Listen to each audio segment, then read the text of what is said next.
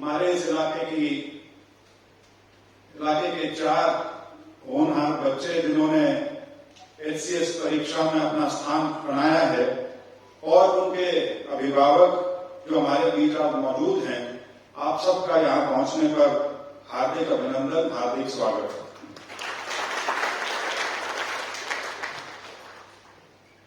जब मैंने इस कार्यक्रम का पर्चा देखा तो मेरे को ऐसा लगा शायद मैं इस प्रोग्राम में इन्वाइटेड नहीं।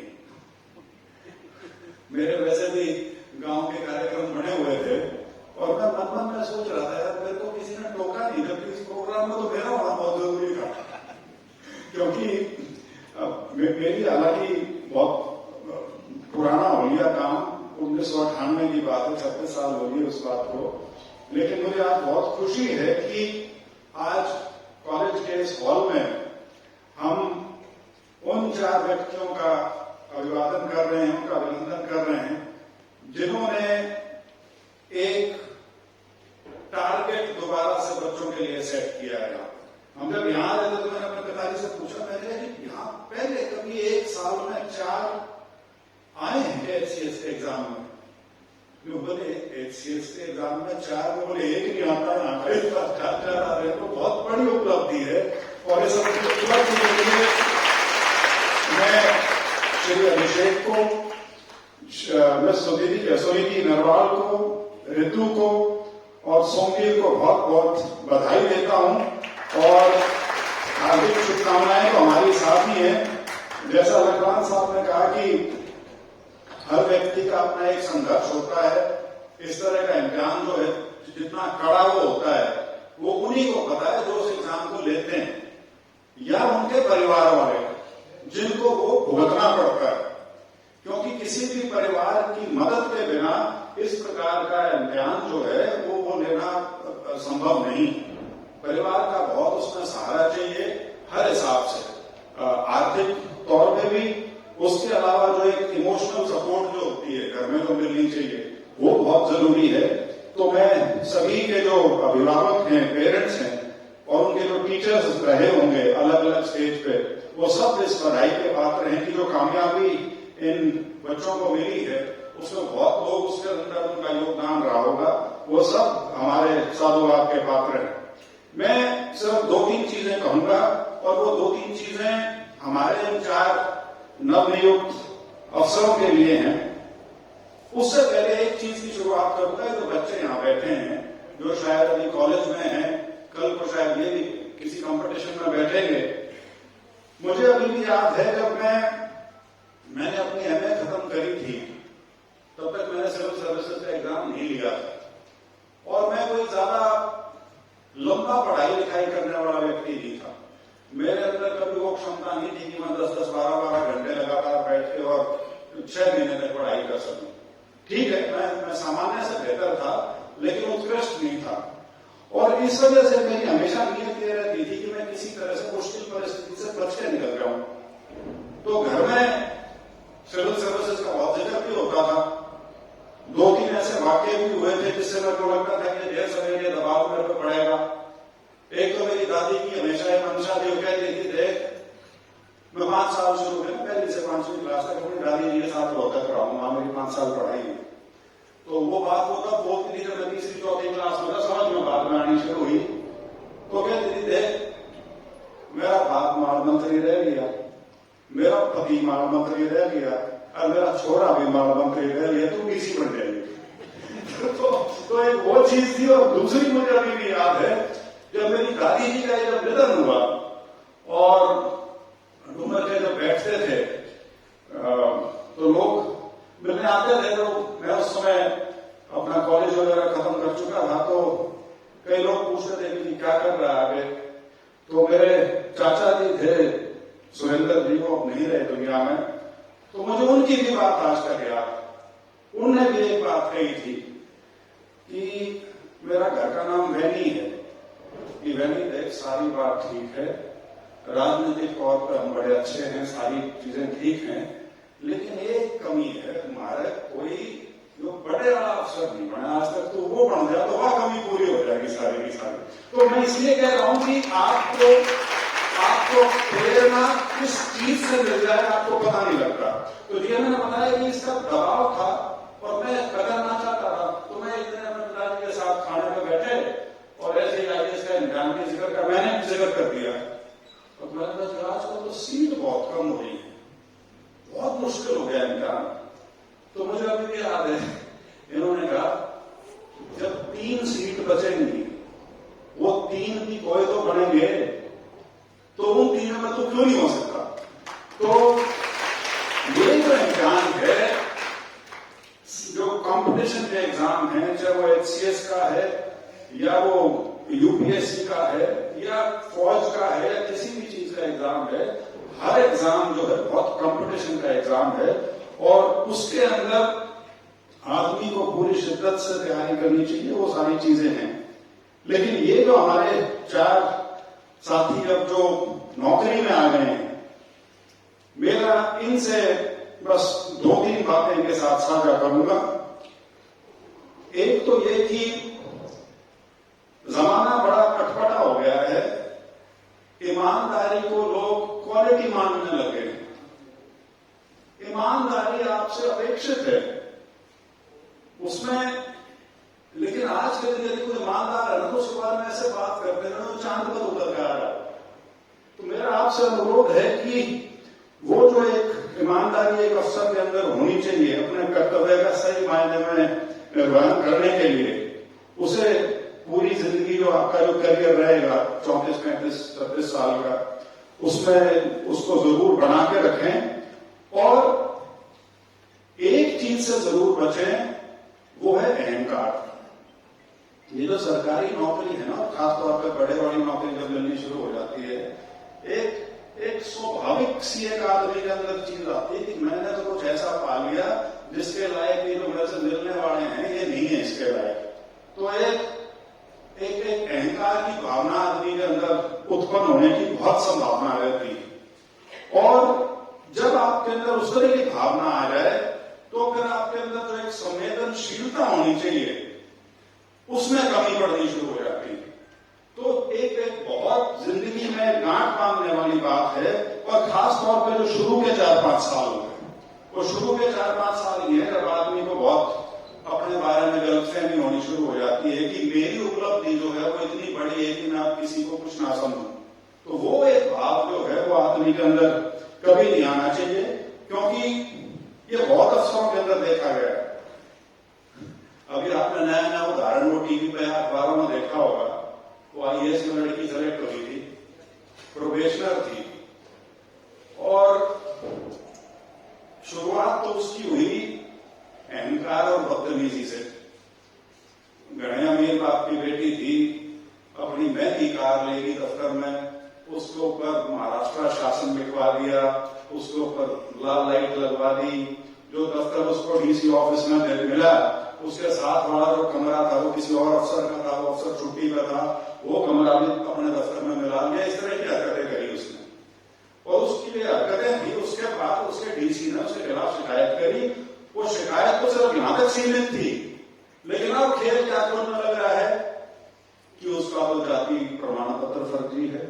और सबसे बड़ी चीज ये कि उसके पिताजी ने इलेक्शन लड़ रखा, जिसमें उसने अपनी संपत्ति 47 करोड़ की दिखा रखी, अपनी बीवी की संपत्ति 40 करोड़ की दिखा रखी, और उस लड़की की संपत्ति 17 करोड़ की।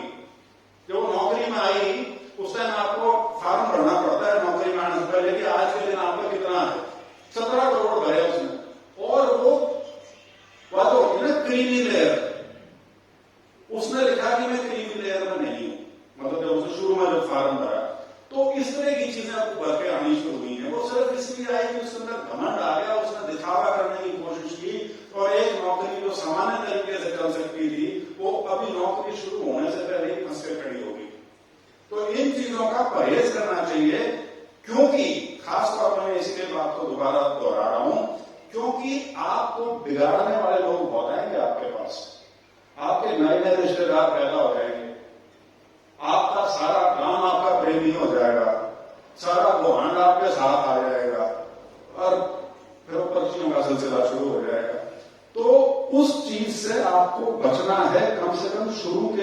4-5 साल, क्योंकि वो टाइम होता है जब आदमी नौकरी सीखता है और उसके अंदर परिपक्व होने का प्रयास करता है। वो जब हो जाए उसके बाद आदमी को सारा जिंदगी का और नौकरी का खेल समझ में आ जाना शुरू हो जाता है। तो उन चीजों को जरूर आप ध्यान में रखें।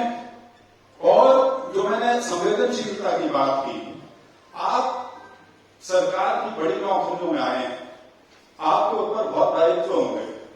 अब जैसे डीएसपी है, आप समझ सकते हैं डीएसपी की कितनी बड़ी भूमिका होती है। आप नायब तहसीलदार हैं, आप समझ सकते हैं कि लैंड रिकॉर्ड का एक किसी भी जनसाधारण के लिए, खासतौर पर ग्रामीण इलाके में जो रहता है, उसकी तो पूरी जिंदगी उस लैंड रिकॉर्ड के इर्द गिर्द घूमती रहती है। पटवारी उसको नचाते रहते हैं, तहसील में चक्कर काटते रहते हैं। आपका रोज का वास्ता सैकड़ों लोगों से, ऐसे लोगों से पड़ेगा जो किसी न किसी प्रकार के मुद्दे में फंसे होंगे। और फिर आप जो वीडियोज का तो खासतौर पर अब जो व्यवस्था बनी हुई है, उसके अंदर प्रशासन का जो मुख्य काम है वो विकास का, ग्रामीण विकास का खासतौर पर, और उसके अंदर जो बीडीओ का जो ऑफिस है, बीडीपीओ का जो ऑफिस है, वो उसकी धुरी है। सारा का सारा ग्रामीण विकास जो है वो बीडीपीओ के दफ्तर से सही मायने में जहां से क्रियान्वयन होता है वो वहां से होता है। वो ठीक है, एडीसी दफ्तर भी होता है, जिला परिषद का दफ्तर भी होता है, लेकिन वो सुपरवाइजरी कैपेसिटी में। असली काम जो होता है वो बीडीपीओ के दफ्तर से होता है।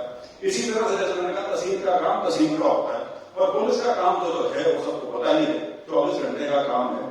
तो आपका निरंतर लोगों से वास्ता पड़ेगा। और नौकरी में दो चीजें हैं। एक तो है कि भाई जो इस किताब में लिख रखा है मेरे लिए वो पत्थर की लकीर है, वो नहीं होनी चाहिए। क्योंकि जो सिविल एडमिनिस्ट्रेशन है, सिविल एडमिनिस्ट्रेशन में आत्मीयता होना बहुत जरूरी है। सिविल एडमिनिस्ट्रेशन में आपकी जो मानवता है वो बरकरार रहनी चाहिए। मैं उदाहरण इसलिए दूंगा क्योंकि जब मैं नया एसडीएम बना, मेरी भी यूं नजर आया करती, नाजायज कब्जे किसने कर रखे, ये तो हो सकता है। और नया 24-25 साल की उम्र में आपके अंदर में ताकत घुसा होता है, दुनिया बदल दूंगा मैं, सारे गलत काम ठीक कर दूंगा। आप उसमें ये नहीं देखते कि इस आदमी की परिस्थिति क्या है, ये इस परिस्थिति में कैसे आया। और जब मैं डीसी चंडीगढ़ था, मैं एक आईएएस ऑफिसर थी मेरे नीचे, नई आई थी, एसडीएम लगे उसको महीना भी नहीं हुआ था। मैं दिल्ली गया हुआ था और मेरे पास किसी व्यक्ति का फोन आया चंडीगढ़ के इंडस्ट्रियल एरिया से कि ऐसे ऐसे बुजुर्ग मियाँ बीवी हैं, या जो फैक्ट्री का एक हिस्सा है इसके ऊपर 2 कमरे बने हुए हैं और वो 2 कमरे नाजायज बने हुए हैं, और एसडीएम इनको निकालने आई हुई। और वो सिर्फ ये कह रहे हैं कि हमको 3 महीने या 6 महीने दे दे, क्योंकि हमारे छोरे ने हम छोड़ दिए, हमारे पास रहने की जगह नहीं है, हमको यहाँ पे इतने दिन आप रहने दो ताकि हमको अपने घर का इंतजाम कर लें। तो मैंने उस एसडीएम को फोन किया। मेरी आमतौर पर प्रवृत्ति यह थी कि किसी भी युवा अफसर को मैं कभी टोकता नहीं था।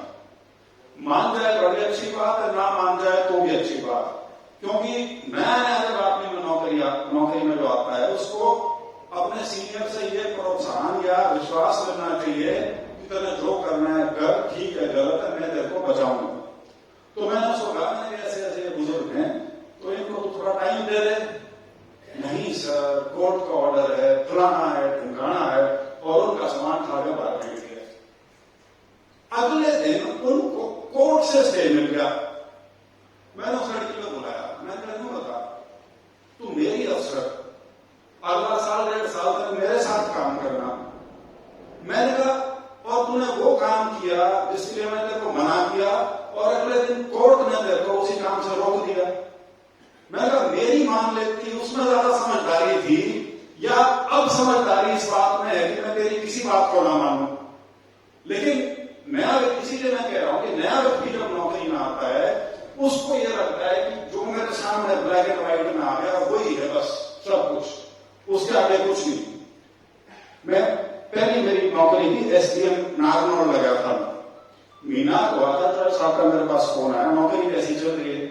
मैंने कहा ठीक है, लेकिन लोग बहुत छोटी छोटी बातों पर लड़े हैं। क्या हुआ? मैंने कहा गली नाली के केस आते हैं सारे, उस पर जूता बाजार है गांव में। मेरे पिताजी इंडिया के बॉर्डर पर जाके कैसे तो इस तरह की समस्या आएंगी आपके पास और रोज आएंगी, क्योंकि आप चारों के दफ्तर जो है वो हैं जो सारा दिन इन चीजों से डील करेंगे। मैं तो सिंह सुनी जी, आपके पास सारे घर के झगड़े आएंगे, ठीक है, तकसीम के केस, फलाने ढिमकाने, भाइयों के झगड़े, माँ बाप के झगड़े, माँ बाप के और बच्चों के झगड़े, इस तरह के किस्से आएंगे आपके पास। बीडीओ के पास सारा दिन वो डेवलपमेंट का काम तो है, उसके अलावा जो है गांव की राजनीति है सारी की सारी, कि इसका तोड़वा दो, इसका तोड़वा दो, या गली ऊपर उठवा दो या नीचे करा दो, इसका लेवल खराब हो गया, सारा दिन उससे माथा मारना पड़ेगा। और पुलिस का तो काम 24 घंटे का ही, क्योंकि पुलिस के पास कोई अच्छी चीज तो आती नहीं, सारी बिगड़ी हुई चीज आती है। तो उस बिगड़े हुए माहौल में अपनी एक वो जो सोचन शक्ति है उसको सहज और सरल रखना आसान काम नहीं होता। तो ये आप चारों लोग जिन नौकरियों में गए हो, ये प्योरली पब्लिक डीलिंग की नौकरियां हैं, इसमें आप लोगों से भाग नहीं सकते।